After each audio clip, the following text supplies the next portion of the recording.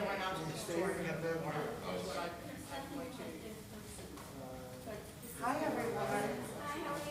I'm okay. How are all of you? How was your day off? Don't ask. Although I never. Okay.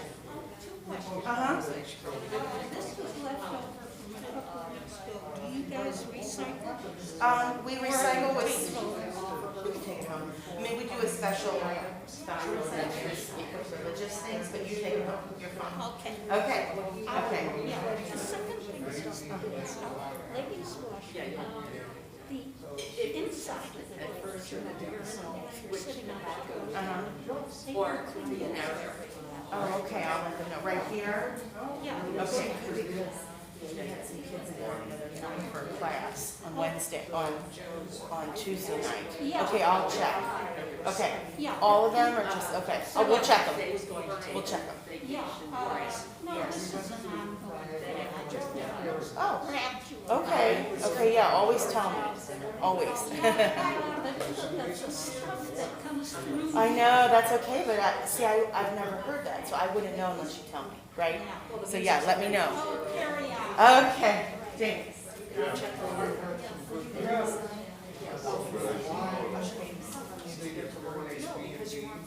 Oh, yeah. I'm not sure. Something to look forward to. Okay. Next year. And Dennis, was he here? He was here. He was here, but he was on, I put him on vacation. Okay. And I was incognito. Okay. And Terry and Bercy. Oh, yeah, they already had it. Okay. I just. Yeah, you can always email. You can never know. I mean, I was on the phone from like 7 o'clock on. So yesterday was a bizarre day. It's okay. I mean, at twice I always got my car. So all good. We'll see. How many people? I've been here every week. Oh, okay.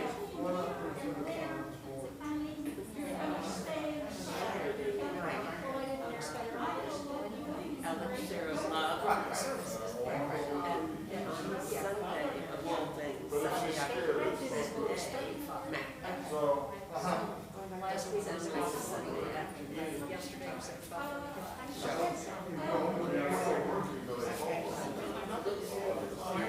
How are you?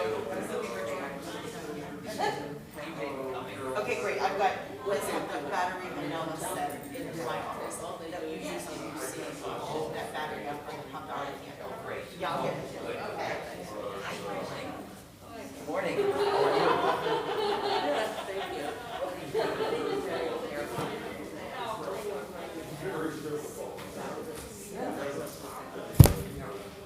Morning. Hi. Good morning. Good morning. Hi. Good morning.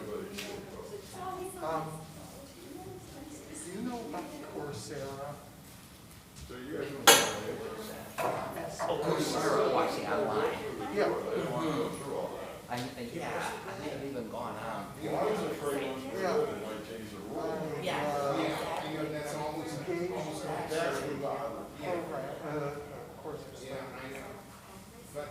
From Tel-Aviv University on the fall and rise of Jerusalem, the Babylonian conquest.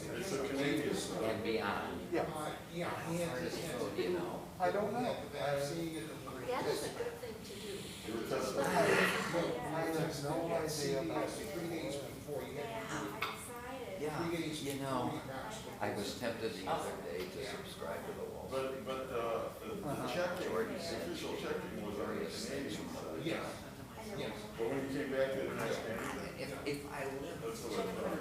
I was just afraid that once it's there, because a friend of mine. It's a huge problem. You know, I studied with Samuel. I don't know whether you know him. He was a New Testament scholar in Temple-Tifereth school.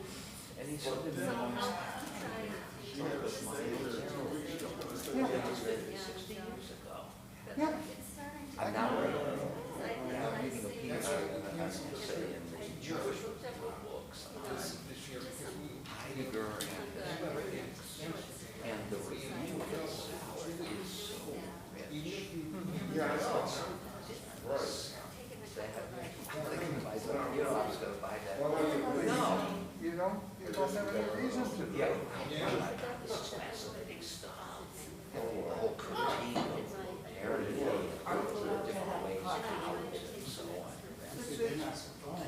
show.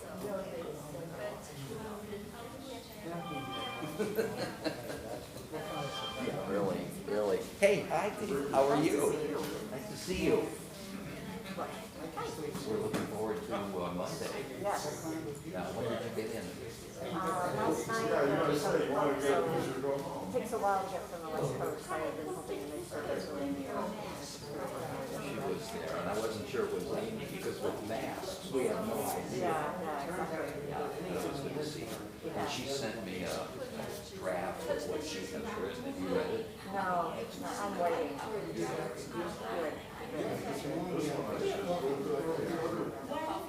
Good. I'm glad you're here. Yeah, it's good to be here.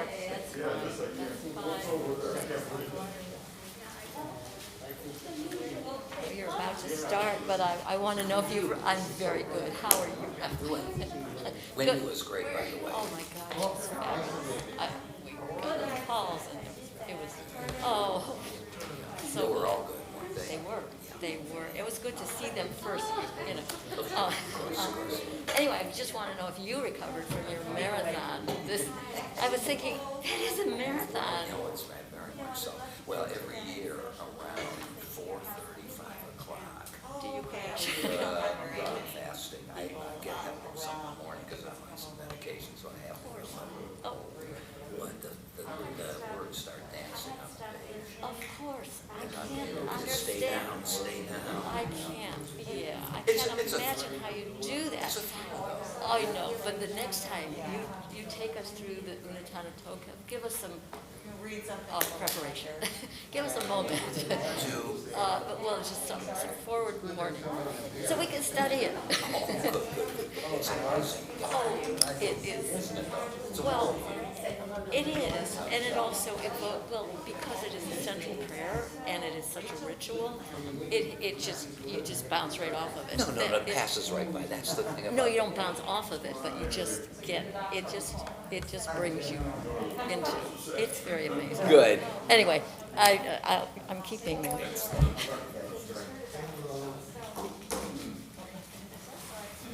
Good morning.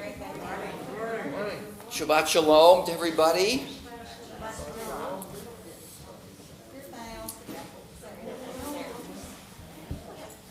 Well, this is a new year for us, not only in terms of the calendar, but in terms of Torah study. And it's a very different new year, isn't it, for us? I mean, generally, when we start, we have a mob of people and all kinds of murmuring and conversations going on as there are now. But I don't know about you. I feel the loss of so many people. But I'm so glad that you guys are here to start again for the year, and wonderful that so many are tuning in. I hope everybody is doing well. What I'd like to do this morning is introduce our topic for the year and then try to get to some texts. First of all, though, every time we start something new, we don't allow the privilege and the pleasure of having something new pass without acknowledging it. And we often acknowledge our blessings with prayers. So let's say the Shechianu together. Baruch atah Adonai Eloheinu melech haolam, asher kidshanu b'mitzvotav v'tzivanu. I missed it. Let's start again. I've done this before. You know, one time I was doing Kiddush and Motzi at a bar mitzvah or something like that. I holding the cup and I did the Motzi. And everybody followed me. You know, just whatever the rabbi does, just go right along with it. Okay, here we go. Baruch atah Adonai Eloheinu melech haolam, shehechiyanu v'kiyamanu v'higiyanu lazman hazeh. We praise you, Lord our God, sovereign of the universe, who has kept us alive, sustained us, and enabled us to arrive at this special moment. Amen. Seeing Tina right in front of me, it reminds me that to tell you that Bill Morris, as you know, passed away some months ago.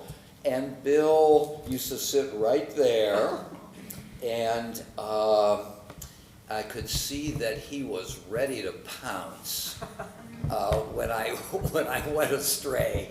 And Bill is one of the most lovely of all guys. A memorial service for him will take place this coming Monday, right here, but in the chapel at 11:30. If you're free and if you remember Bill, it would be wonderful to have you with us. But his daughter Tina is here with us today, and we're just delighted to see you. Okay, so what we do is that halfway through or so, I will stop and take a look at my phone to see if there are any messages from anybody, questions or comments. I fell out of the habit at the end of our last year, but I'm going to try to remember. You know what happens. We get involved and absorbed, and pretty soon we don't remember to do what we thought we were going to do. So,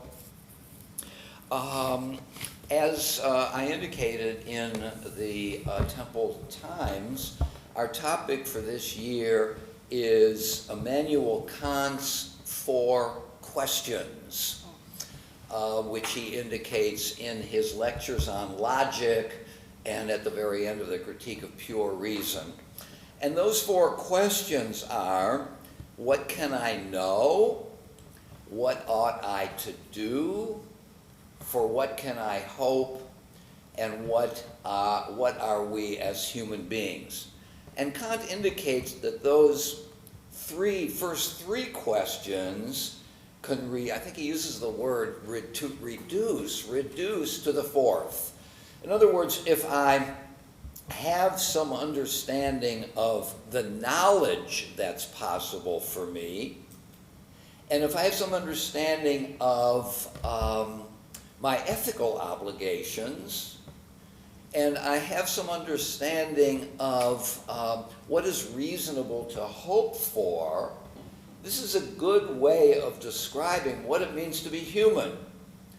Epistemology, the doctrine or the approach to knowledge, ethics, morality, and what Kant labels as theology. What is the goal? What can I hope for?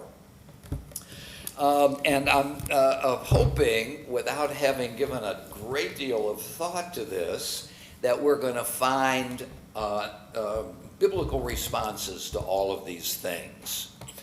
Now, there's a difference between the Bible and philosophy, and we've talked about this over and over again. Philosophy, I think, is basically a method of trying to come to some understanding and to try to understand whatever you're looking at in terms of its assumptions, its axioms, its foundations, what it is itself, and what it leads to.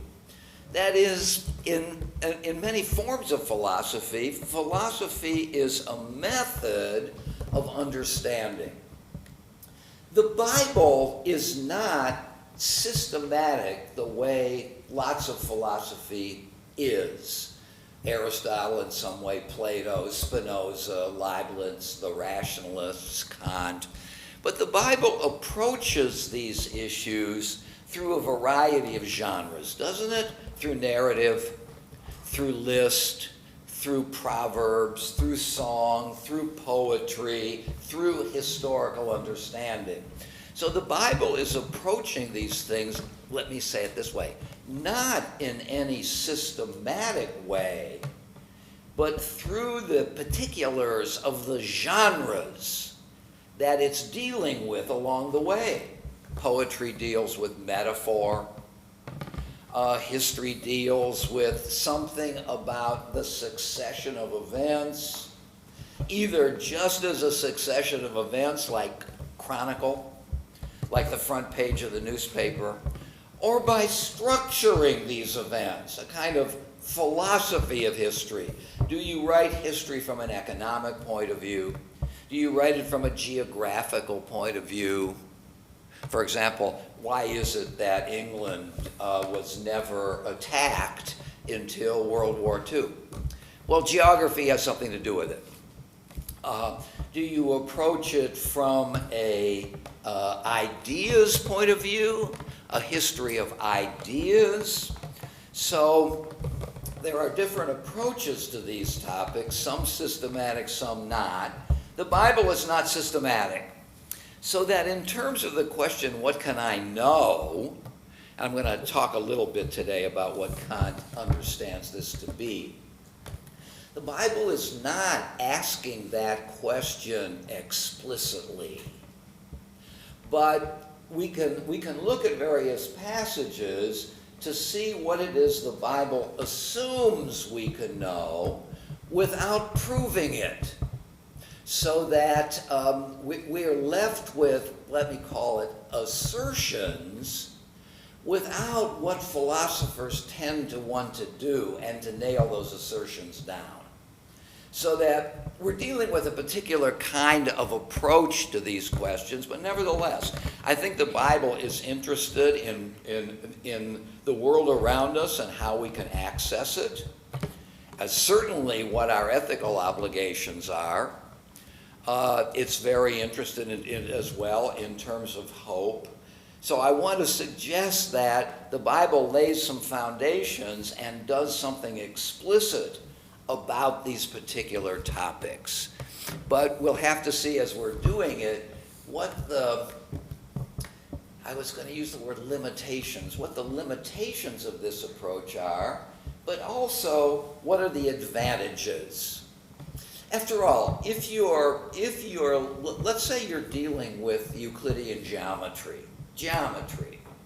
as an axiomatic system, it lays down axioms, one of which may be the so-called parallel postulate, that parallel lines meet only in infinity, which suggests flat space. Okay, so I have a very elegant system. Euclid lays down postulates. He then derives theorems from those postulates, so creates a world of space, and then points to the implications. Geometry can continue to grow. That is solid in a way. What makes it less solid is that if you don't assume the axioms, then the system becomes limited. So, for example, the parallel postulate, in terms of flat space, it's true. Parallel lines never meet. Or as Euclid puts it, they only meet at infinity. But now if you don't assume two-dimensional flat space, but assume circular space, let's say you think of space in terms of a globe, and your parallel lines are great circles, the greatest circle that goes through the two poles. Well, great circles do meet. They meet twice, don't they? They meet at the top and they meet at the bottom.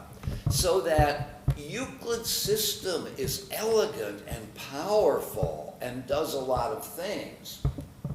But as any system based on axioms, what it produces is limited to the acceptance of those axioms. And if you replace one axiom with another, then you have a different system. So the power of this kind of thinking is its consistency, is its harmony, is its implications, but the limits are the limits of the axioms which are postulated and not true. You know, in Plato's Republic, Plato says that there are two kinds of reasoning. There's reasoning from assumptions up, that's mathematics, and there's reasoning from assumptions down to deeper and deeper and deeper assumptions. This is dialectic. This is philosophy according to Plato. Plato, as a goal, the goal is to destroy the hypotheses. The hypotheses of a system, the axioms. But what Plato wants to do is to get beneath the axioms to truths that can't be disputed. Right?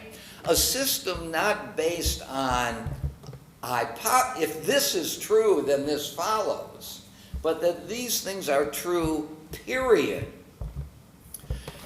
When Plato goes to work that, and by destroying the hypotheses, Plato means destroying the hypothetical character of the hypotheses.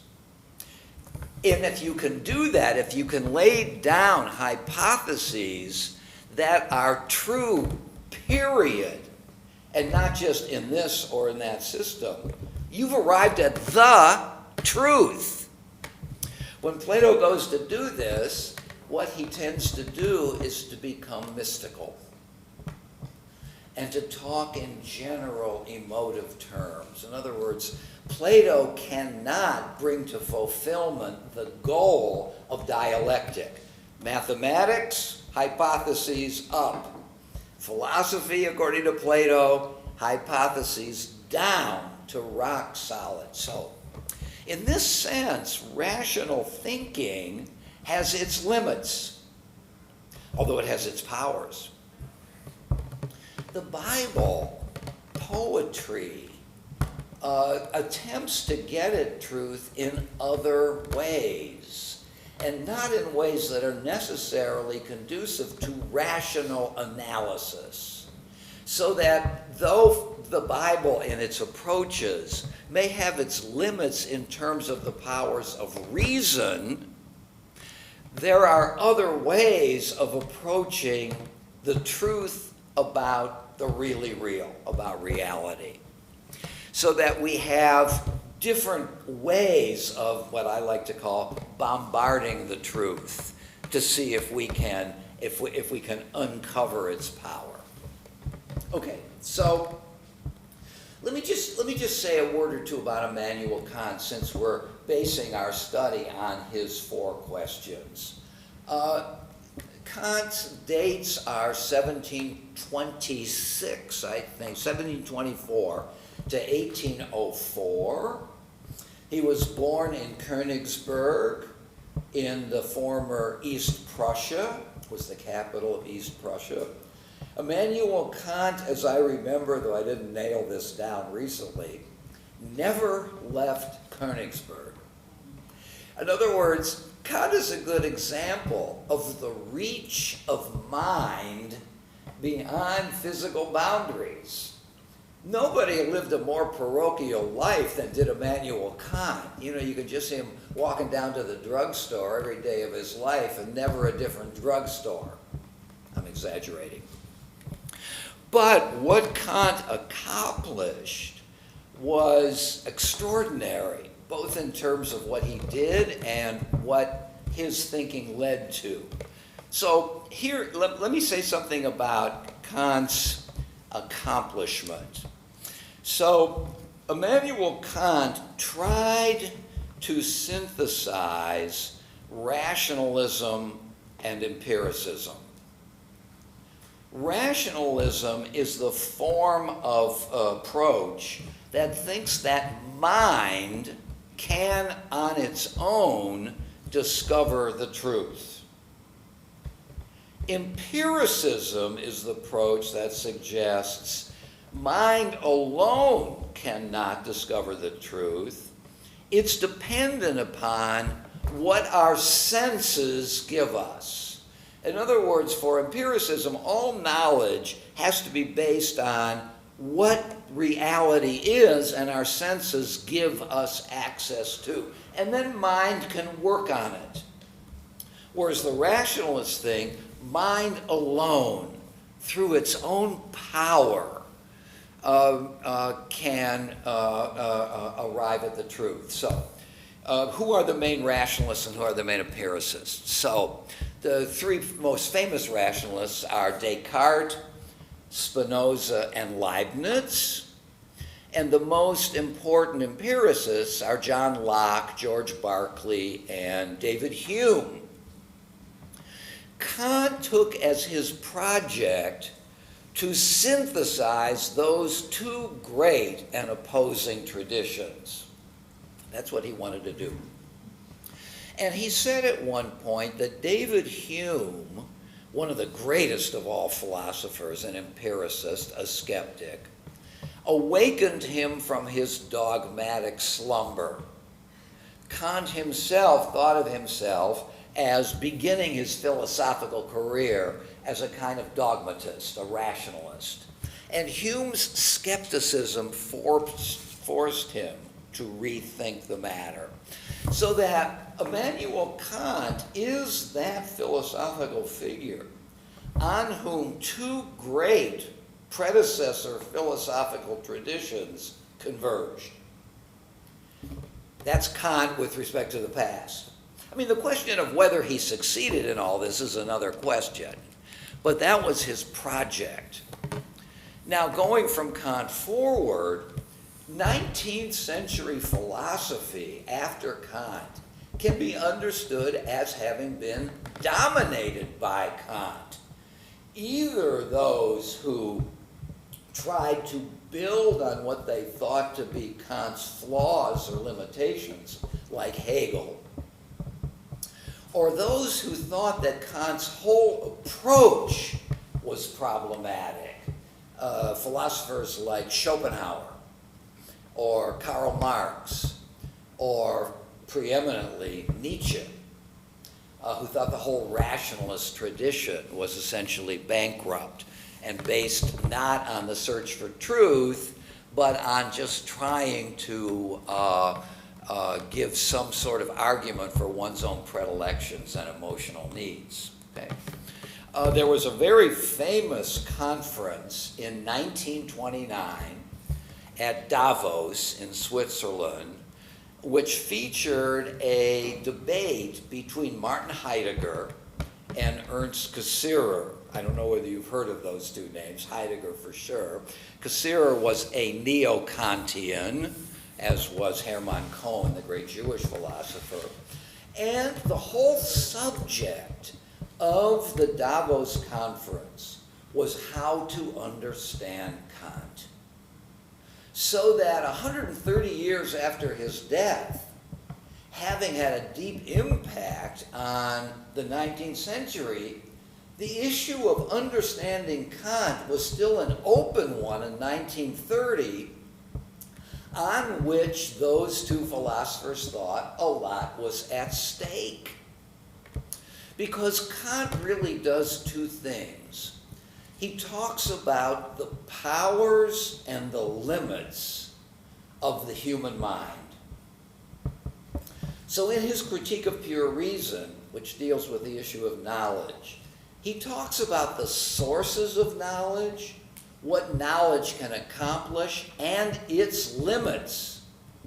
And in the Critique of Pure Reason, Kant goes to show that the mind cannot gain answers on three fundamental questions that human beings have asked from time immemorial. Is there a God? Are we free? Is there a soul, and is it immortal? And Kant shows in the Critique of Pure Reason that we have been arguing about this from time immemorial. And these are questions that are unanswered, and more than that, unanswerable through reason. That's why we've argued about them from time immemorial, because reason is powerless to deal with these questions. And we have to find another approach to these issues. So on the one hand, one can understand Kant as celebrating human reason and its powers. But one can also understand him as pointing to the limits of reason, and therefore the limits of what human beings through mind can accomplish. And I think this is one of the ways of understanding, different ways of understanding Immanuel Kant. Do you focus on human autonomy, our power to create our own lives? Or do you focus on limits? And if you focus on the latter, then you have to ask yourself, But what else is there than reason that can help me deal with the questions we human beings ask and want to have the answers to? And his answer to the question of limits is to say, and he does say this at one point, about his servant, whose name was evidently Lampy, I have limited reason to make room for faith. So that faith then becomes another way of understanding the world in which we live and the way in which we can accommodate ourselves to it. So after the 700-page critique of pure reason, which he shows us how mind works, he then shows, but we need some other things. We need morality. We need aesthetics. We need theology. One of the things Kant does is he engages in, and I think this is his great contribution. I mean, I don't consider myself hugely knowledgeable about Kant, but I think at least I know this, that he forms the method, devises the method which he calls transcendental deduction. And a transcendental deduction amounts to asking oneself, what are the necessary conditions for the possibility of X? What might X be? Let's take morality.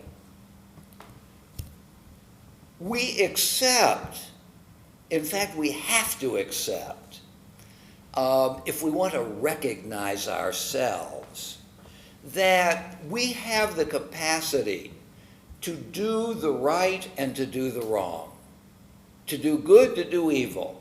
We have the moral life is a given. This is how Kant argues. If we deny that there's the moral life, our whole society falls to the ground. We punish people for wrongdoing. We reward people for right doing. So the moral life is not an illusion.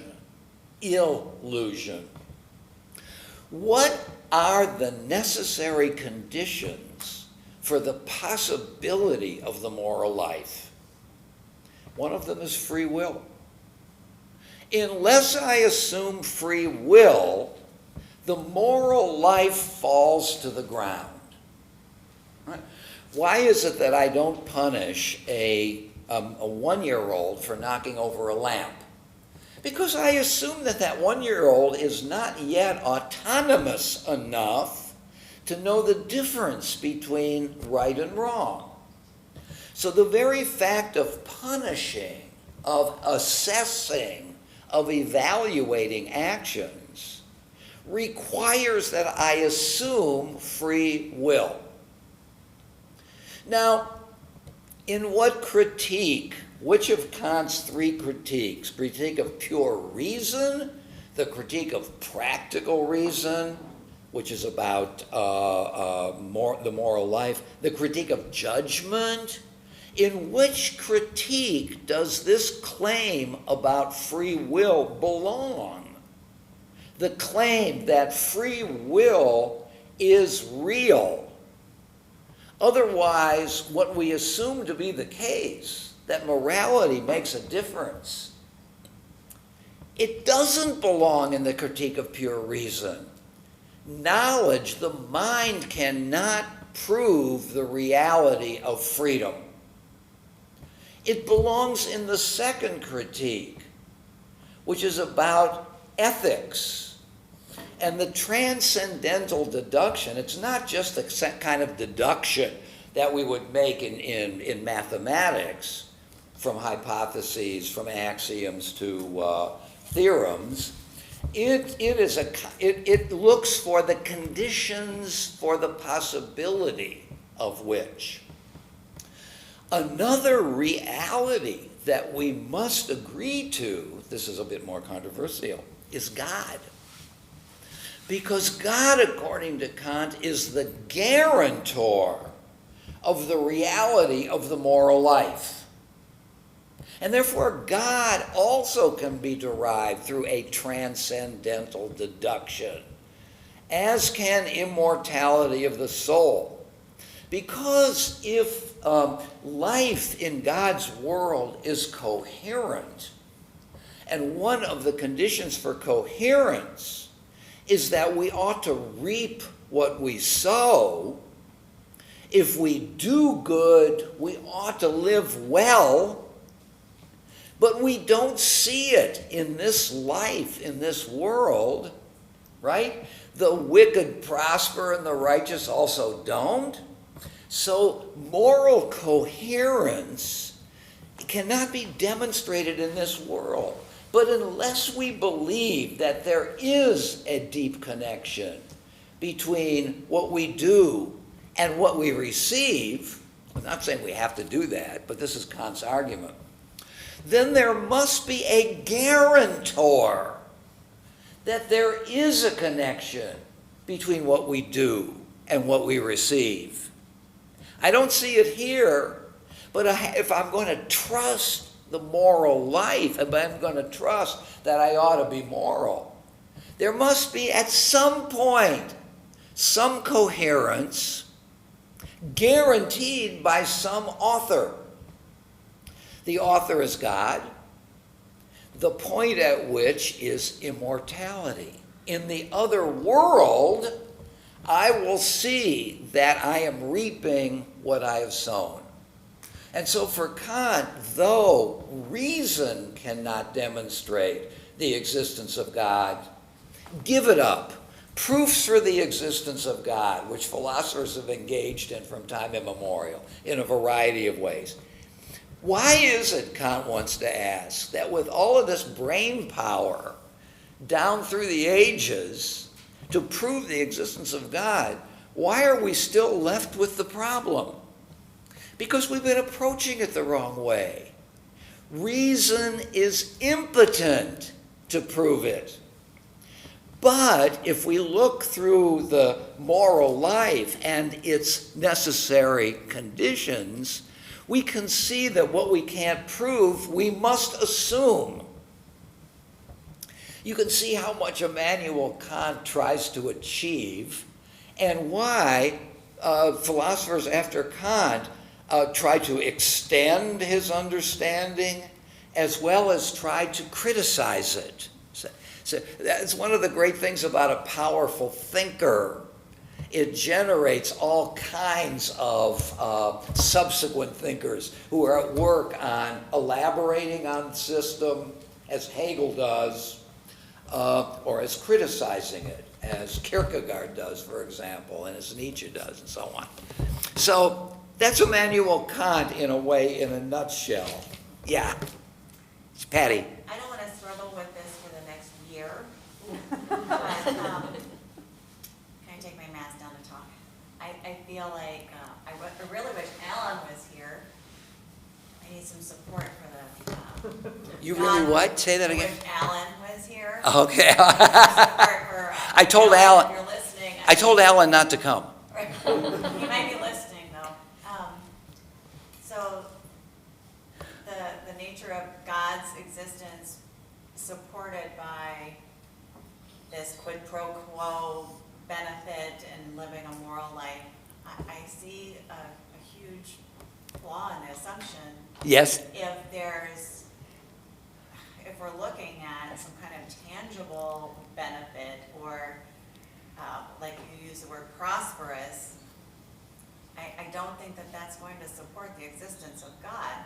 I think there's ways of living in the mind so that even if bad things happen to us in our lives, that if our mind is more open to the reality of, this is the way the world works, and it has more acceptance and detaches from a lot of the things that make us unhappy, Yeah. that we can still live a very good life and be happy without the necessary, being recipients of some kind of God's graces. So I just want to put that out there. I think it's a very, very good point.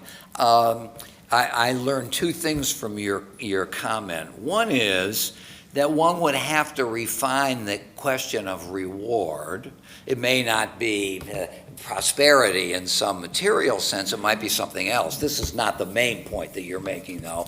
The main point that you're making is, look, Kant is assuming the coherence of the natural world and the moral life, and therefore we must be rewarded. But one can, as you have, challenge that. Why can't we assume that life is, in some sense, incoherent in this way, and that there are things that happen to us that we can't explain, and we can't put it into a system? But yet, I mean, one could stop there and say Kant is wrong in his assumption about coherence, and just say that, or one could say, as I think you have, Patty, that this still presents a moral challenge to us to understand and accommodate and accept the universe in which we live. I would say that your critique is one of the foundations of existentialism. What is existentialism? I contrast it with essentialism. Essentialism suggests that before I come into the world is a certain kind of place, and I'm a certain kind of person. So Aristotle is an essentialist. I am a rational being. Before I take my first breath, I have an identity. The existentialists say there is no prior essence. There is no coherence in the natural world. I come into the world and I make my essence. At the beginning, I am nothing, and the world is nothing. Sartre says we are condemned to freedom. Heidegger says we are thrown into a universe without meaning, and therefore all we can do in our anxiety and our fear of death is try to do the best we can in our isolation. So existentialism is one of the critiques of Kantian rationalism. I think you put your finger on it. So I'm not making the claim at all that what Kant does is the last word. It's a powerful word. And his ambition was huge. I don't know about you. I just love ambitious, creative individuals. You know, a guy like, Homer, or James Joyce, or Wagner, or Plato. Those people who said, I'm going to try to say everything. The ring cycle begins at the beginning. It's the creation of the world. And it ends at the end, doesn't it? The destruction of the gods. Wagner wants to give us, in musical terms, the history of the world. Big Wagner created out of himself, I wouldn't want to attribute all this to Wagner, but modern music, that Wagner really said the last word of romantic music, and something else had to come out of it. That's what big thinkers do. They challenge us with some powerful ideas to which one then wants to respond. And I think you've provided one of the responses. Yeah, Jim. But maybe it's too simple, but we're talking about finding a rational explanation for things. Yes. But doesn't it come down to faith? Isn't that what our religion is? Faith in various things that we're not capable of understanding. No matter how many generations poke into it, we just don't have the equipment to understand this thing. So, my thinking was always, that's why I have faith. Because I don't know how else you could continue. Yeah. You wouldn't deny, though, that reason is powerful and has some massive achievements. Science and technology. Oh, not at all. But if you recall, many years ago, we had a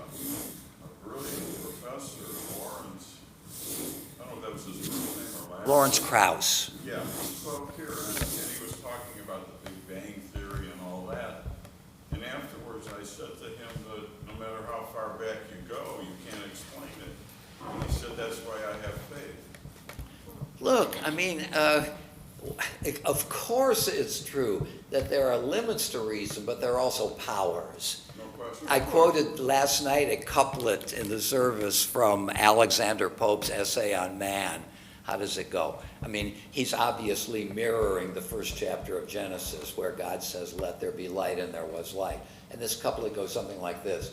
The world lay all in night. God said, let Newton be, and all was light. Yeah, right. I mean, it's just a brilliant couplet. But Pope was not wrong.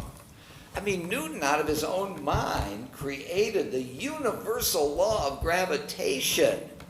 How this pad operates with this table, and how the planets, light years is a measurement of time, isn't it? Also respond out of the same formula with a couple of variables and a constant. Talk about the power of mind. But, I mean, your point is very well taken. Systems don't seem to be able to accommodate everything, and therefore something else has to come into play. But to your point, what you just said, the scientist discovered it. He didn't invent it. He didn't invent it, no, but he came to understand it. Right, right. But So that gets back to whoever really did it. You have to have faith in, because you're never going to figure it out. Faith in what here, in terms of your example? In the created The world? thing happened. I'm sorry?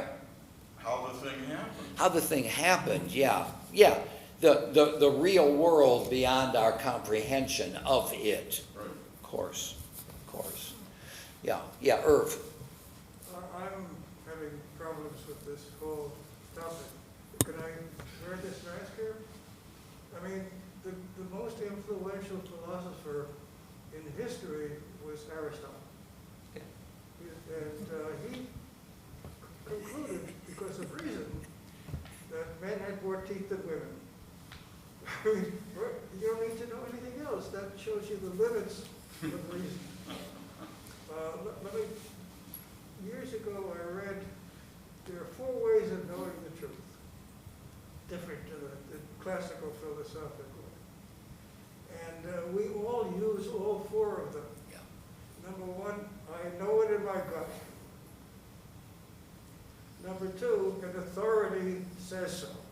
This is what the Bible says. This is what the movie reviewer says about a particular movie. Number 3, you think it through, rationality. Number 4, empiricism, basically. You need data, you need observation. And, you know, to varying degrees, we all of them use all of these to one extent or another. Right. But science is not reason. It's not, I mean, science is based upon empiricism. Sure. It depends upon the demonstration of verifiable information. Yeah. And just as if you want to have some fun, Google philosophy is a waste of time. And I mean, I can read you the first thing. Philosophy is a stupid, useless, and complete waste of time. Philosophy is far too confused to be evil. After 25 years of going nowhere slowly, philosophy has rather discredited itself. Yeah. That's just a taste. So, I mean, go ahead. Tell us what you know. Tell us Yeah. what Yeah. you understand there's Yeah. another way of looking Right. at it. Well, gosh, there's a lot to say about that. Look, the discipline of history deals with the course of events. The discipline of sociology deals with the way society operates. There are 2 disciplines that have no inherent subject matter: philosophy and rhetoric. both of them can have anything as their subject matter, including themselves. One of the subject matters of philosophy is philosophy. Because great philosophers have ruthlessly criticized modes of philosophy. Think of Montaigne, who says in one of his essays that philosophy is a waste of time. Ludwig Wittgenstein in the 20th century, I alluded to this recently in public somewhere recently, that philosophers are like the fly in the fly bottle. Think of a fly flying around in a bottle. And philosophers, the fly, knocks its head against the sides of the bottle trying to get out. And it doesn't work. If only the fly would stop and look up, if the fly would see a way out. That's what philosophers are, according to Wittgenstein, knocking their heads against the walls. And if only they would stop and recognize that there is a very easy solution to this problem, if only they would just step back and look up. So Wittgenstein, one of the greatest philosophers of the 20s, maybe of all time, was a deep critic of philosophy. As a matter of fact, Wittgenstein, I'll say something about Wittgenstein.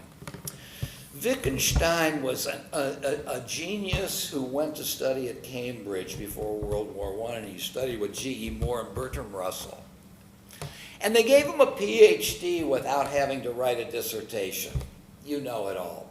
And he wrote, though, subsequently a book, the Tractatus, in which he tried to demonstrate the powers of language and the limits of language. And the last line of the Tractatus is something like, whereof one cannot speak, thereof one must be silent.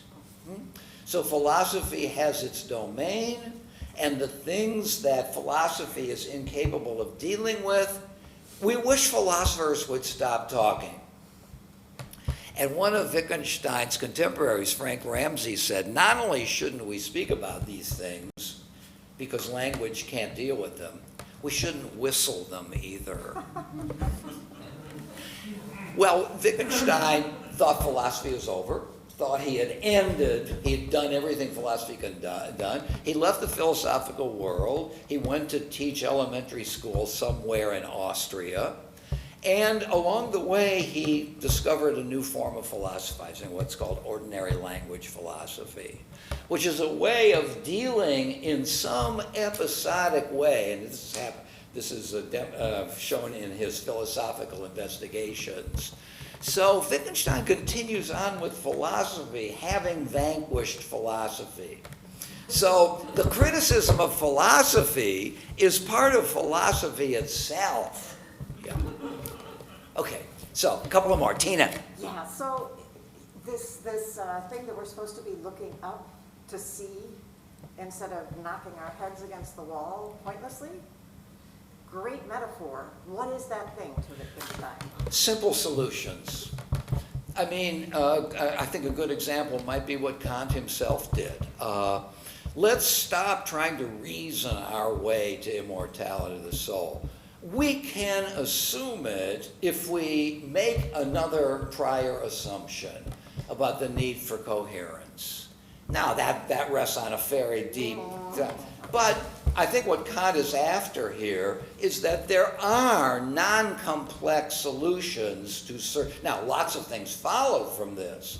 So I think that's part of it. I think Wittgenstein would say, let's not try to create formal languages. After all, what Bertrand Russell and Alfred R. Whitehead did in their, what is it? Principia Mathematica, wasn't it?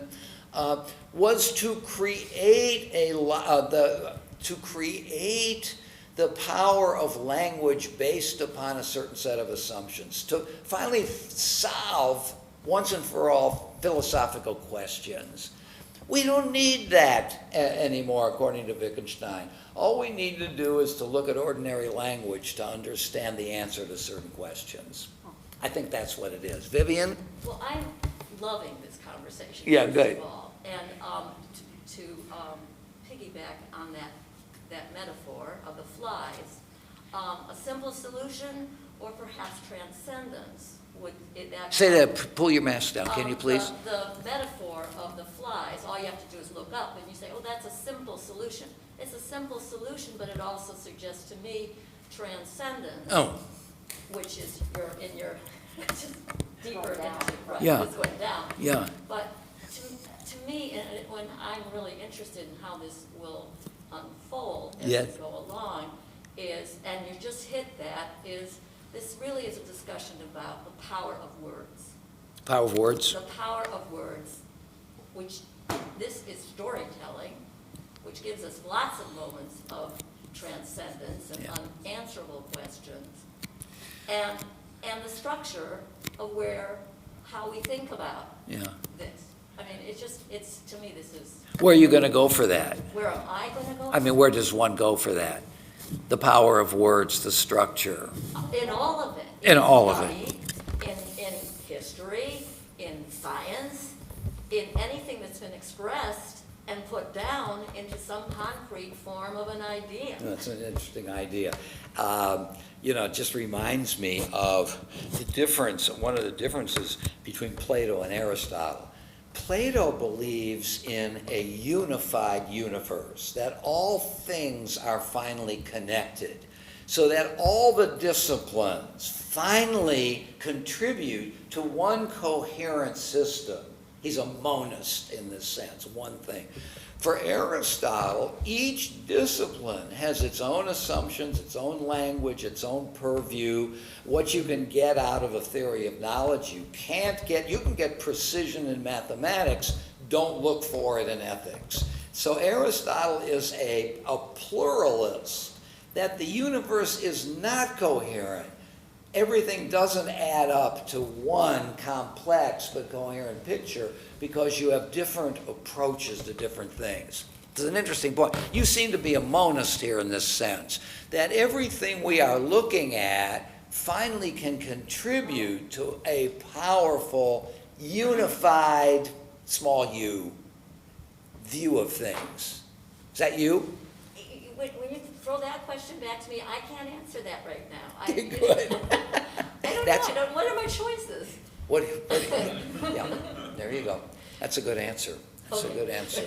Yeah, I think your choices are, what are you searching for?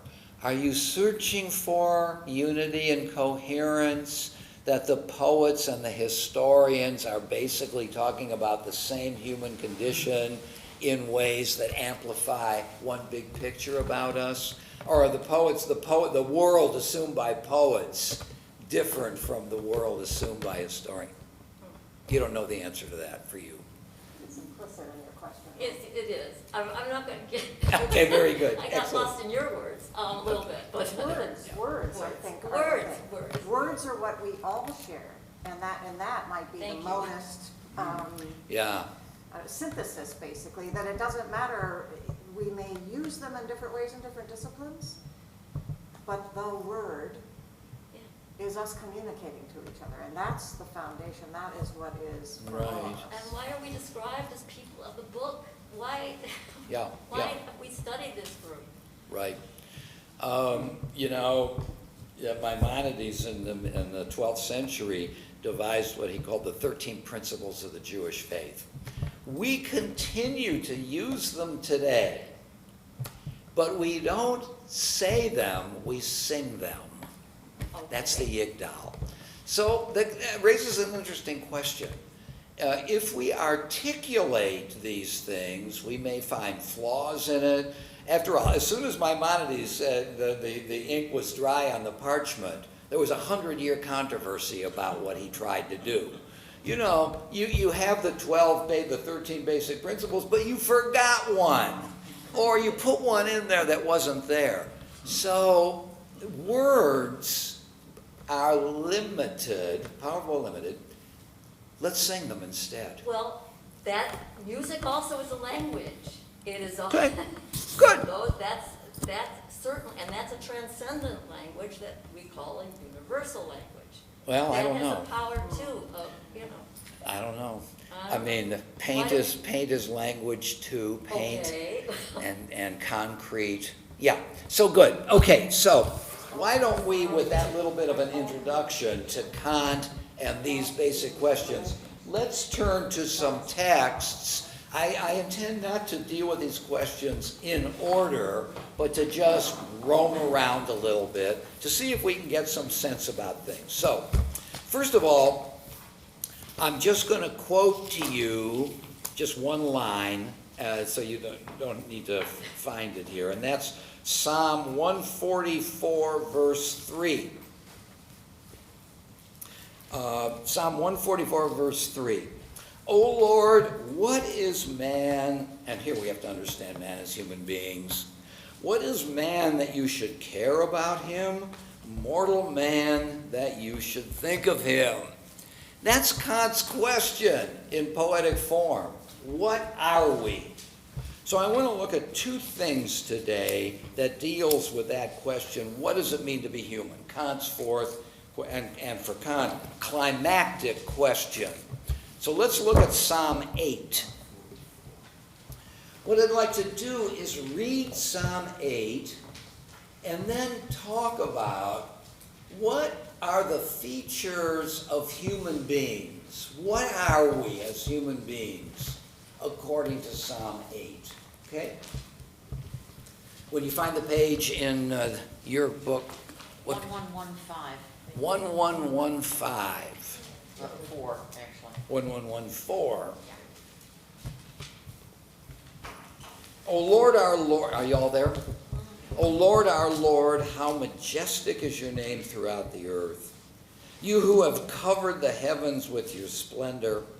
From the mouths of infants and sucklings you have founded strength on account of your foes, to put an end to enemy and avenger. When I behold the heavens, when I behold your heavens, the work of your fingers, the moon and stars that you have set in place, what is man that you have been mindful of him?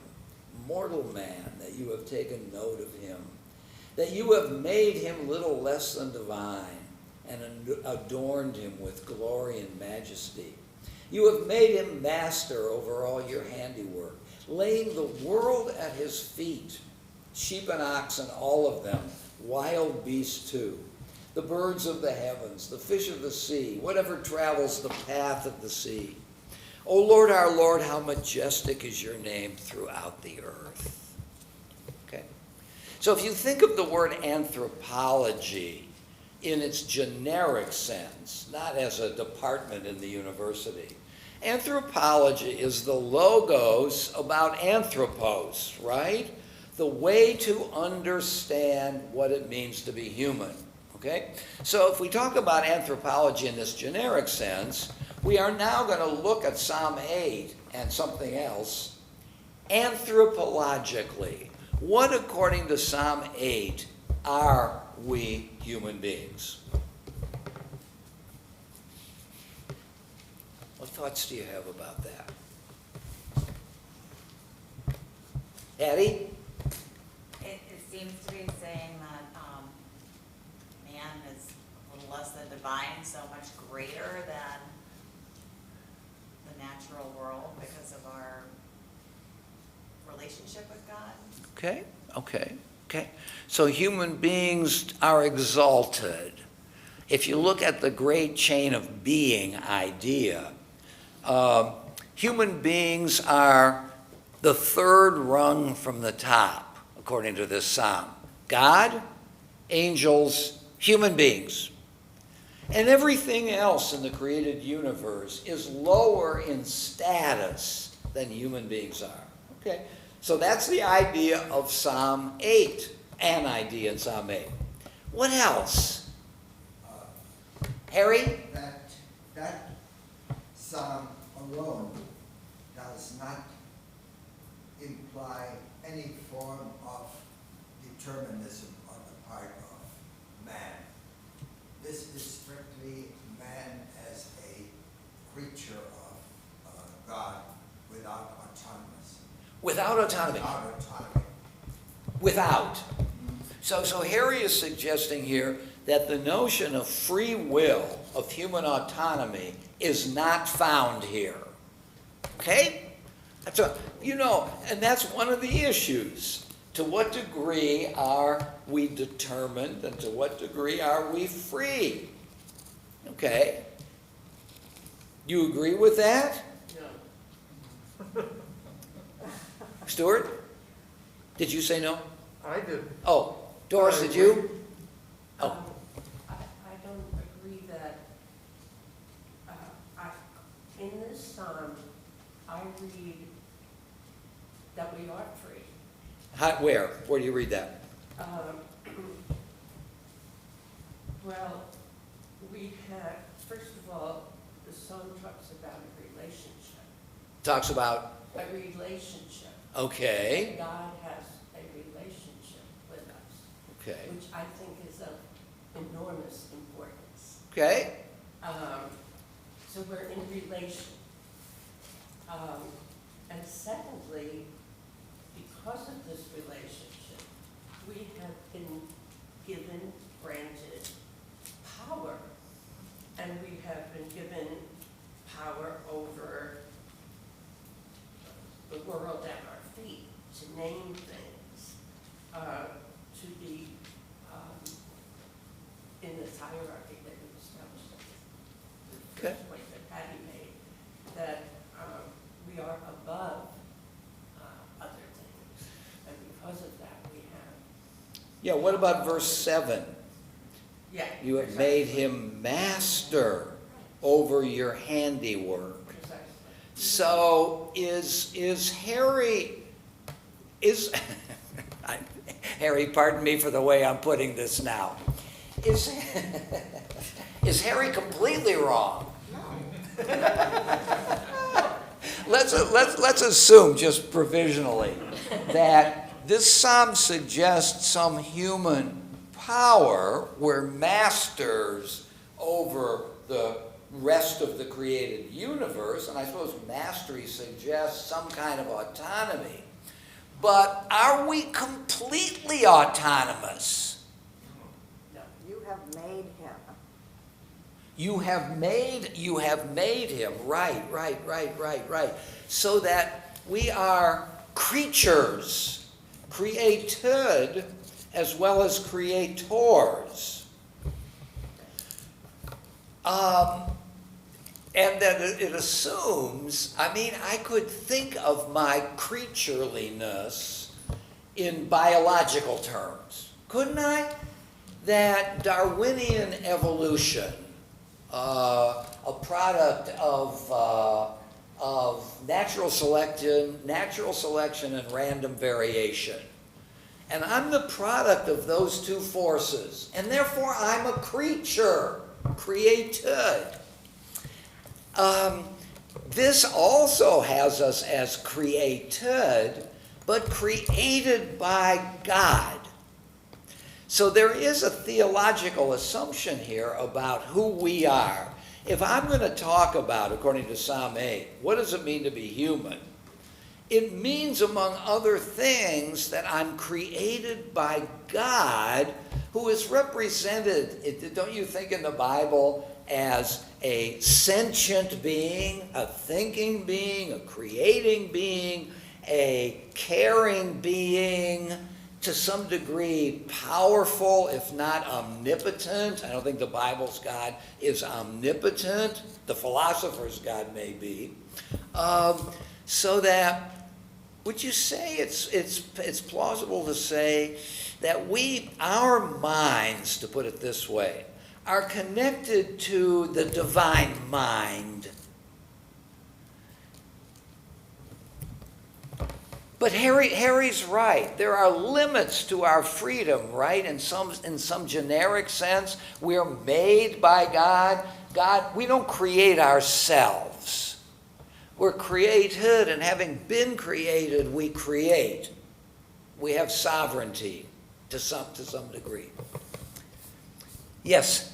In the psalm, he repeats the first line and the last line. And when you use repetition, it's usually for emphasis. You know, oh Lord, majestic is your name. So he begins and ends it with that. What do you make of that? I would say that that is the focus of the whole song. Namely? We are under him, we are part of him. And so, And who is him? Who is him? oh Who's Lord, our God? And who? And what adjectives or might we apply from this psalm to God? It's majestic. Majestic. The majesty of God is, to say what you've said a little differently, by repeating it, one is closing the circle. The circle itself, I might say the circumference, is the majesty of God. And everything else inside the circle is a function of the majesty of God. I mean, in a way, this is a poetic rendering of the creation story in Genesis 1 that I want to turn to in a minute. So, human beings are exalted, gifted, endowed, but that cannot be separated from the majesty of God. According to this psalm, I want to make something clear.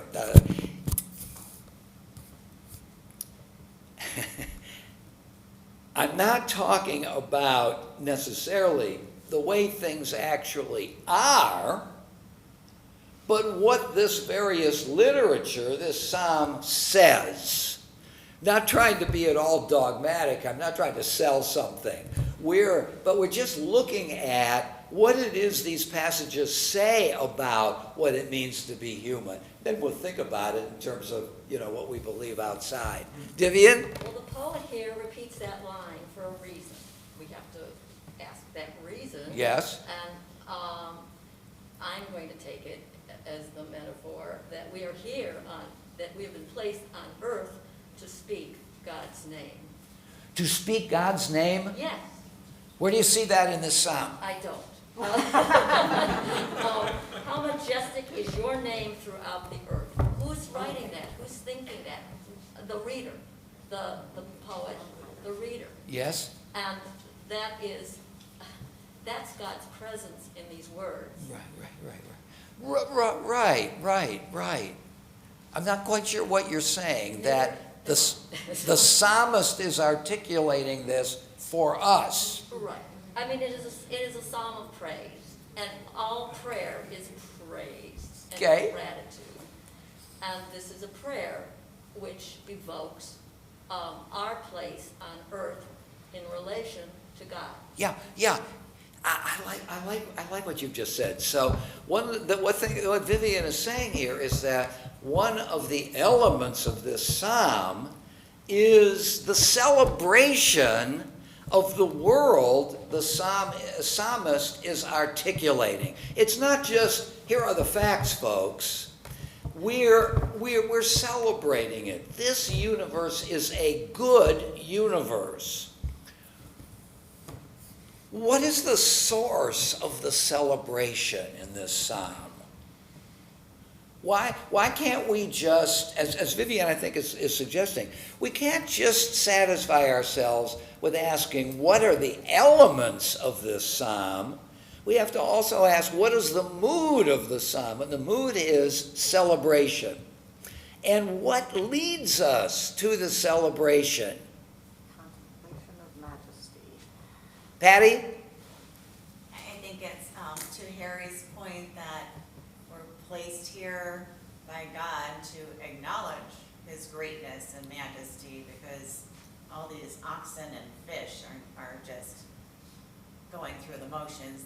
They don't have the capacity to recognize God's handiwork in the natural world. So maybe that's our role, Harry, to be here and celebrate God, because nobody else is doing that. They're just existing. And how do we celebrate God? By saying his name. I think Vivian's got to. By saying his name. By saying his name. Where do you see that, by the way? How majestic is your name in all the earth? Yeah, recognizing his existence through recognizing his name. Okay. So that the substance of the psalm is the exalted nature of human beings as a function of God's creation who authorizes us. And our response is twofold: to do what God wants us to do, to have mastery over your handiwork, but also to sing God's praise for this very fact. So that the genre of the psalm, as a psalm of praise, is not just the poet's, but the poet's suggestion or insistence that we engage in it as well. So, part of what it means to be human in this psalm is to praise God. Yeah. Wow, yes. I saw that something different. That Good. What this is saying is that we've received these gifts, we are now master over them, we have a responsibility. Yeah. And that's what it's saying. Right. So you're suggesting that mastery has an implication. Yes, If I have a capacity, I have a responsibility to use it. right. We have to do the best we can with these gifts that we've now received. If Beethoven had decided to be a carpenter, we would have said, you are acting irresponsibly. You have musical talent. Use it. Capacity implies responsibility. But we're accepting these gifts, we now have a responsibility to maintain them. You know, I think that's an interesting move. Here's the question I'm having for myself. Is that in the psalm? When he says Or- master, I'm sorry? when he says master, I think that that's implied. It's interesting because we've just talked about words, the importance of words. Does the word mastery imply responsibility, or is that an inference that we make, which is a natural inference? I'm not suggesting the inferences, but is it in the psalm itself? I think that's an unanswerable question, actually. You see it there. I'm not sure I would come to it. But I like it. It's an interesting question. What is the world of the psalm? Is it just the literal understanding that is mindful of the limits of the understanding of a word? Or do we have the right to embellish through implication the words that are used? Your view is we have the right, even the obligation to do that. We have to think about what's implicit in the idea of mastery. I may be looking at that because of the problems that we personally, as a human race, see today. Yeah, no, I like that. Tina? It seems to me that you have to make an interpretation one way or the other. What you're saying is the simple literal, as though it exists there independently of us, is a choice. So there's a choice to interpret mastery as I get to do what I want, so I don't have to be responsible. That's a choice. That's not where the word starts. That is a choice that you make to interpret that word, as opposed to the way you're interpreting it, which is mastery means I have a relationship, therefore I have a responsibility. Yeah. So we're at an interesting point here. So what Tina's pointing out is interpretation, subjectivity, I might say, has a role in understanding. And I think we ought to agree in this project that until we come to think differently, let's allow ourselves to be expansive. So if I said mastery means both responsibility and doing it the right way every time, you would say to me, I think you're taking that word too far.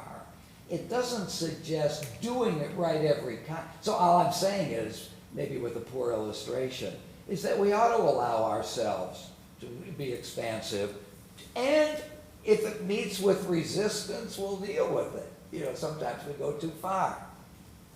Yeah. Harry? If we are considering who we are as human beings, we've established before that there are two things. One is, going back to Kant, empiricism and reason.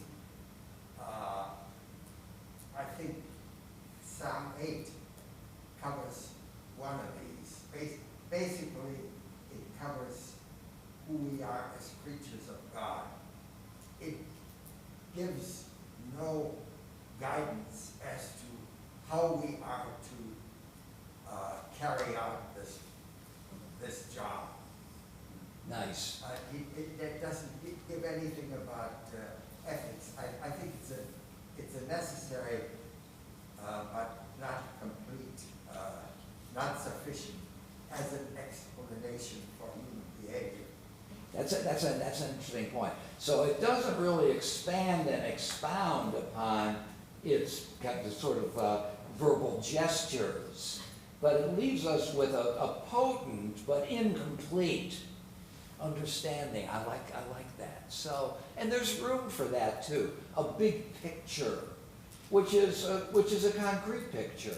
We're creatures, but we're also creators. We have responsibility, mastery over, but it's in God's great universe. In other words, what we are, and Doris said this earlier, is in relationship. From the start, we're in relationship. And I take it two of them. One with God, the Creator, and two with the rest of the created universe over which we have some responsibility. So this is a universe of relationship as well, essential. And you know, Harry's point about elaboration, one of the things about being brief, concise, is that it enables us to see the structure of things. Relationships are primary. With what are we in relationship? What's our capacity and so on? Jim?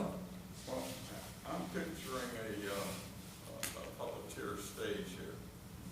And that is, God's the stage manager. And he set up this puppet thing. We're the puppeteer, and we've got all these puppets. We're the puppeteer? Yes. Okay. God's the stage manager. Okay, I see what you're He saying. can close the curtain and turn the lights off anytime he wants. Okay, very good. Go with it, yeah. Okay, he's the stage manager, and we are the puppeteers. Yeah, he's given us all these puppets to do all these things with. But if we stray or whatever, they'll close the curtain and turn the lights off. He could. And the show's over. The psalm doesn't say that part of it, No, but no. given God's power to create, God can also destroy. Right. Yeah. So, yeah, I like the image. Is puppeteer a good metaphor for what we are? Maybe, No. according to this psalm. Yeah. I'm not saying in general what we are. Yeah, No. okay. Irv? A quickie. Shakespeare Yes. sort of picked up on much of this psalm. What a piece of work is man. How noble in reason, how infinite in faculty, in form and moving, how expressive, admirable in action, how like an angel, in apprehension, how like a god. The beauty of the world, the paragon of animals. Aha, but, and yet, to me, what is this quintessence of dust? Are you still reading? Yeah, done. You're done. Quintessence of This is dust. you. No, not Shakespeare. The quintessence of God? The quintessence of dust. Okay. And that appears in the Torah also. I know, what's the word you used? God. D-U-S-T. Dust. Dust. What is man made of Oh, ultimately? dust, I see, dust. Dust. Dust, yeah. That's there? Yeah, That's Shakespeare. Where's that from? Hamlet. Is that from Hamlet? Yeah, that strikes me as a nice reading of Psalm 8. Not that he intended it. Reading of Psalm. But with a reservation. Namely? Closer redirect you to, hey, yeah, but what have you got here really? What do you mean, what have you got here really? The quintessence of dust. Okay. Dust thou art, to dust returneth. Okay, that's an interesting point. Is that in this psalm? No, No. Okay. That- And what's interesting, the next thing I want to do, but not going to do it today, is to go to the Genesis chapter 1, which is a more elaborate version of this, not only in terms of the framework about the creation of the world in the various days, but also in terms of human attributes, which I think are more plentiful there than in this psalm, which is a wonderful distillation. The dust image only comes in the second creation story. So here's how I distinguish the first and the second creation story. The first in Genesis 1, the second in Genesis 2 and 3. Genesis 1 celebrates human powers. Genesis 2 and 3 brings into the picture human limits. And so Psalm 8 is about our powers. And though dust wouldn't work here, which is not to say that the psalmist omits something, this is a complete poem. But it's interesting that in the creation story of chapter 1, which is parallel to Psalm 8, dust doesn't occur. So that our finitude, our mortality, our littleness, is not in Psalm 8. Psalm 8 is selecting a part of the human condition, but celebrating it magnificently, isn't it, Stuart? But note that in line 4, pardon me, 5, what is man that you have been mindful of him? Yes. Mortal man that you have taken note of him. Yes. Oh, man. So It is there. the What? power lies in God Yes, yes, yes, yes. to raise man up. Yes.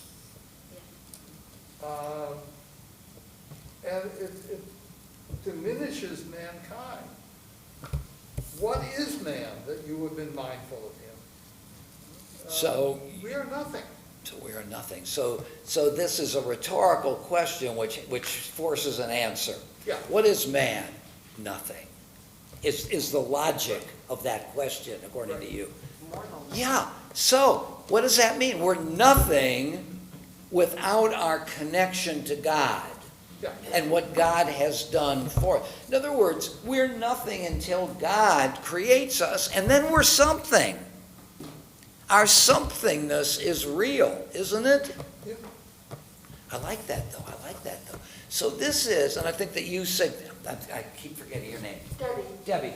As Debbie points to the first and the last verse, this is really a God-saturated universe who in God's whatever, I don't know, it doesn't get to that, generosity, I don't know what, neediness, God creates human beings.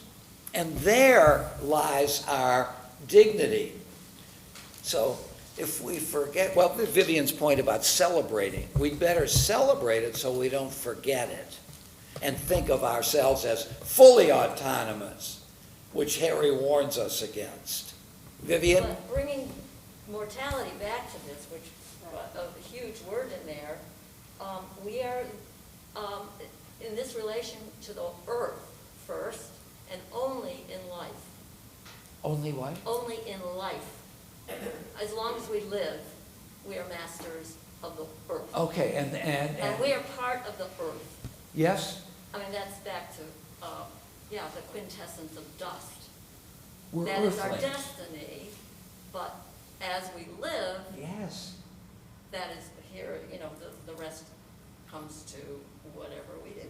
And the pun in Genesis 2 makes this point, because human beings, Adam, are related to earth, Adamah, Right.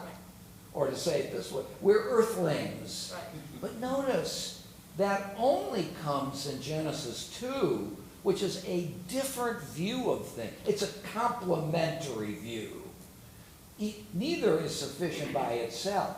But that that idea is not in Psalm 1, in Psalm 8, is it? No. It's No, not. I mean, we missed, whatever, I mean, we found it, so, Well, it does say mortal. yes. So we were looking for the dust. And there it is. That's where it is. Right, You right, little right. mortal man. Right. That you That's a have good taken point. note of him. What is the word for mortal man here in the Hebrew? Exactly. Ben Adam. You know, I don't know. Ben Adam, literally son of man. Okay. Oh, Which, you know, I mean, in the New Testament, son of man is Christological. It's not Christological here. Ben Adam, son of man, means human being. That's the word for mortal in the Hebrew? I'm making a different point here. That the translation mortal adds something that I'm not sure is implicit in the Hebrew. I am not sure. Does Ben Adam, certainly in Genesis 2 it implies weakness and mortal, but in Genesis 1 or Psalm 8, I'm not saying it means immortal. I'm just saying I don't know whether it focuses on our mortality, our being drawn down, so to speak, as opposed to our grandeur. I think this is a poem about grandeur, which if we had the author of Psalm 8 here, we would say, don't you think we're also mortal? Don't you think we're made of dust? I think the psalmist would say, you think I'm stupid? Of course I do. I didn't say this, though, in Psalm 8. I was focusing on something else without denying its opposite or its complement. Right. Don't you think it's worth focusing on one aspect of us without denying other things, just to get clear on that aspect? You know, when Bach writes the Art of the Fugue, we would say to him, aren't there other kinds of music? You just fugue.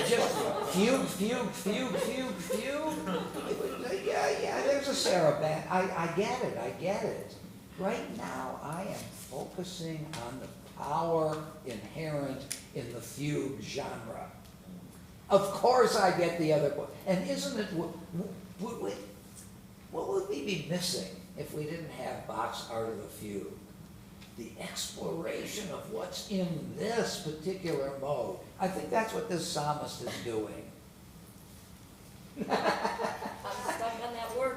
Every word is intentional. Yeah, more than I'm questioning whether the translator another But got it's it not right. just that word, it's that word in context. So if you're gonna go back to the original, I wanna know the whole context to see why mortal became the translation. Yeah, right. And I think one other thing we might want to do is look at other translations. Yes. Absolutely. Yeah, very good. Very Patty, that So, yeah, maybe it's more of like the word mere would have implied some humility, that the poet doesn't want to come off maybe sounding arrogant in his humanity. So mere man would, I think, contain the idea that we still have power because God has recognized us in spite of us just being. You're suggesting mere would be better than mortal. Without the death implication. Right, good. Now, I guess the point is, this is a lovely conversation, actually. The role of translation, even the original Hebrew, we'd have to do kind of a word study.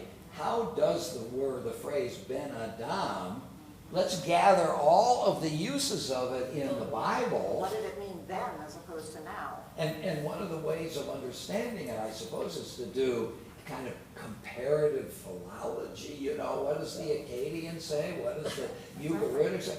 And what else does it do in the Bible to try to get some purchase on it, whether or not the idea of mortality. But I like mere. Mere is certainly what the psalm means. Does it also mean mortal? I mean, that's a question which we haven't answered. Wow. I'll write to Okay. Robert alternately. All right.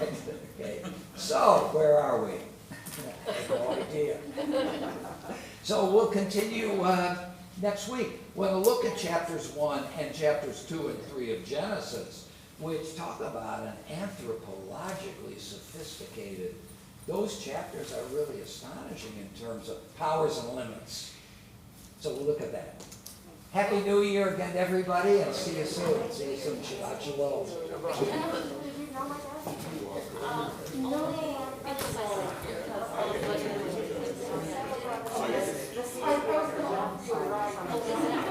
But then I have to walk back and get the cow.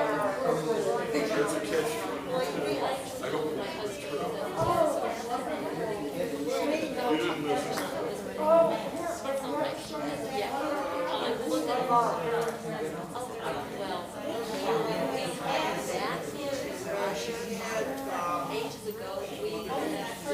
I almost looked at that as being a statement of what historically happened.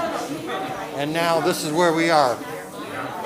I mean, it says God did all of this, okay, and He's created us, and that's history. And now we are here. What is it trying to tell me about what I'm supposed to do now? What does this tell you about what I'm supposed to do? Yeah, I mean, it's just saying, okay, Right. God created all this, here it is, and He's created us, and now what? Well, yeah, and you can't expect, you don't, of course, I mean, all of this in one poem. Yes. But the rest of the Torah does begin to answer that question. Right. For better or for worse, of course. We don't have to Right. No, I'm not saying that. I'm just saying when I read God created this and how wonderful He is and everything, it's like saying, thank you for all these gifts. Okay. It's like being a parent. Okay, I have a child, I've given him this and that, and now he's off he's skiing or something. Who knows what he's doing? I mean, I've now lost control of him. And he's saying, thank you, you gave me all this. But also, and this was your point, I think, that if one of the implications of Psalm 8, as you suggest, is responsibility. Well, I'm saying, okay, you gave me this, now I'm responsible for it. And can be judged over and against the responsibility I was given. Right. If I don't live up to my responsibility, something not good is going to happen. And what's the source of the responsibility? The God of the universe. It's not just society says I'm responsible. Right. It's the God of the person who gave me all this. And so even that is making I shouldn't say person, but wherever it came from. Right. But it deepens my sense of responsibility to say God gave me this responsibility. So in a way, when you ask what should I do today, of course we need details. Well, I'm saying it even has meaning for somebody who's an atheist or an agnostic. It could. I mean, because it comes from somewhere. Somebody, something or somebody, or here it is. I have it now. What's my relationship to what I have? But it does raise the question of what are stronger or less strong sources of one's responsibility. Yeah. If I just say it's the I'm ignoring the source, right? Good. And as a rabbi, you can't ignore the source. I understand that. Yeah. No, but I like to have an overview of things. Yes. Tell me your name again. My first name is Bennett, and my last name is Brown. Okay, Bennett Brown. Right. Sure. Of course. Yeah, I just joined the temple. Oh, did you? Great. Oh, I'm so glad. I'm so glad. Mainly because of you. Oh, you're nice to say that. Well, Bennett, you've been in Torah study. You've been coming. Yeah. Well, because I find you very interesting and thought-provoking. You're nice to say that. Thanks for your participation. What a group! Just what we generate this morning, didn't we? Yeah. Your initial talk just went above my head. It's The Kant things. Yes. I wondered how much to do of it, but I thought since we were doing some but Kant stuff. that's not a criticism. That's just it's just above my head. Yeah. I doubt it actually, if you thought about it, but we have to get a mindset about these things. It was, Thank you very much. You're welcome, Bennett. Happy New Year. Same to you. Great to talk with you. 3 things. Yeah.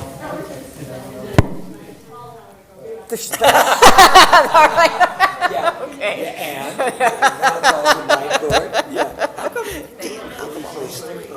Yeah, I don't know. That's what he said to me. Yeah, I know, no, I am aware. know That's, that. that's exactly why I brought it up. Yes, right. And the 3 things are, he loved Torah study. He loved you. Oh, And he loved the community here. yeah. Yeah. You know, I'm touched by what you say. It's so true. He was just, passionate, but in a very understated Yes. way. Yeah. Yeah. I'm still taking my orange juice with me. He taught me that. You're orange too? Bill always had a Tropicana orange I didn't know that. You did? with his bagel, Okay, and I've been bringing mine Oh, home that's ever great. since. That's okay. I just checked because I got the listing that it's going to be at 11 o'clock. 11:30, I think, isn't it? 11:30. Yeah, Yeah, 11:30. Yeah. I'm in class From when to when? from 11:20 to 12. Jordan's taking a bunch of classes at Cleveland State. yeah, So yeah, It has good for been you. for But it's many years. music, so maybe I'll skip it. Actually, if It's going to be recorded. Oh, is your It is. phone working? yeah. What do you mean? Because you said you were going to check your phone. And You didn't. No, I was going to You raise need, you it need to put it here if you're gonna check because it, I yeah. texted him the question Ah. and he wouldn't answer it. Did you, Jordan? That's funny. Yeah. I'm looking for the picture of you. Doggone it. Is your phone working? It's working, but, Can you work it? I don't see Jeannie's message. Can I get it in the archives or something? Archived? No, my message. No. Anyway, I'm I gonna wanna go. show Tina, okay. Oh, okay. Yeah, but I can't find it. Where might I find, which I erased already, Jeannie's text to me with the picture of you? Oh, yeah, I don't know. The It picture should might be in in your pictures, texts. I don't. But he erases them. Then he probably doesn't have the picture anymore if you erase the text. But it has a picture of Jordan with his My backpack. backpack. Yeah, And, Same. doing the student thing.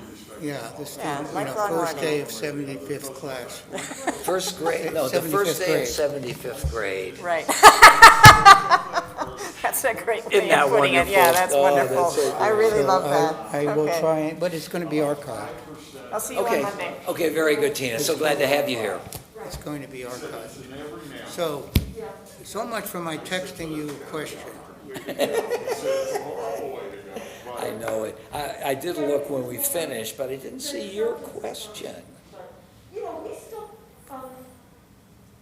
You texted it to me or emailed? No, I texted, so, Wow. you know what, maybe I texted you to your work number. It says template. Well, this is my work number, isn't it?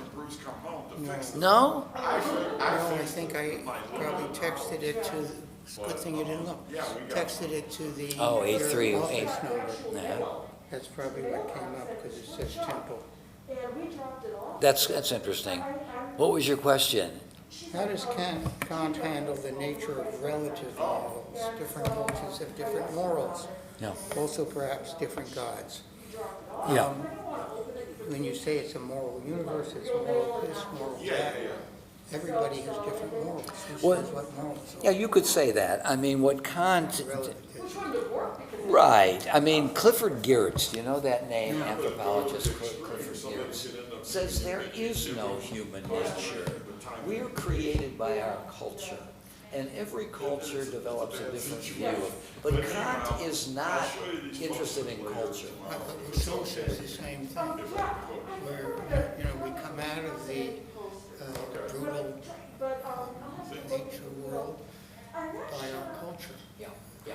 But And I'm not Kant, a Rousseau. for Kant, Kant develops the foundation of his ethical system, the categorical imperative, logically. And therefore, logic, according to Kant, is a universal discipline. It is, but how do you apply the logic to get And I said, what involved? do you think? He said, I'm Remember really when we sorry, always- Justin we were decided growing to up, run there was now always the because I Eskimos was put hoping the you would old run people next on time the and I ice would floe. endorse. Yes, yes, yes. He said, there's nothing wrong with him, but I thought I'd do 2 terms. Yeah, no question about it. Look, And then I said, all I'm "Well, saying you is know, that there are really different sure ways it's of all understanding wrong. morality. I want to do this." Kant, I think, and this is Leo's critique, actually, of Heidegger, Well, he's okay is that now, we human but he really beings went through yearn the, for arts something and everything eternal, else. something that is beyond space and time. I don't know. And You know, I'm voting if for you something feel else. power, then you have to ask yourself, And I think what Justin will get into transcends the multiplicity of different cultures? Is there anything? Or are we prisoners of Well, there's our no own question, but you're right, culture? there's definitely. And Kant is trying, as universalists do, to get a principle that transcends and always applies. Categorical imperative. Right, that- Well, he's a lot more Talk ambitious than about I like. a axiom. Yes. That was the But I don't problem. mean that badly, it's just, I don't like that in a. And the question about axioms is how powerful are they? I mean, Euclid, it's not Euclidean I geometry mean, what's for going on nothing. now? These are powerful axioms, even though one can see that there are choices. Concerned about the future. I know. Describe something But- as not. But I think what will happen is the way the pendulum goes, what's going on now is so extreme. What's It called It a don't go all the way the other way. Yes. Anything, something positive. You know. Oh, Like, people think spherical geometry, rather than calling it non-Euclidean. yeah, but then the value of the language of non-Euclidean is we can see that it's breaking away from the assumption. Kant, in the Critique of Pure Reason, assumes Euclidean space, so that the deviations from it can't be understood as non-this or that. And then we can understand in their own terms, spherical, and so on.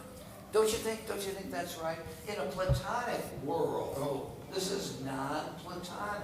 Right, I mean, Plato, the second best philosopher, right? You think so? Yeah, I was gonna say something about it. This is my gosh. I what- didn't like it. You didn't like it. I wanted to hear what you had to say about Kant. I wanted to see where you're going. I had more to say, but it felt like it was enough. And 1 and 2 always was problematic for me. I looked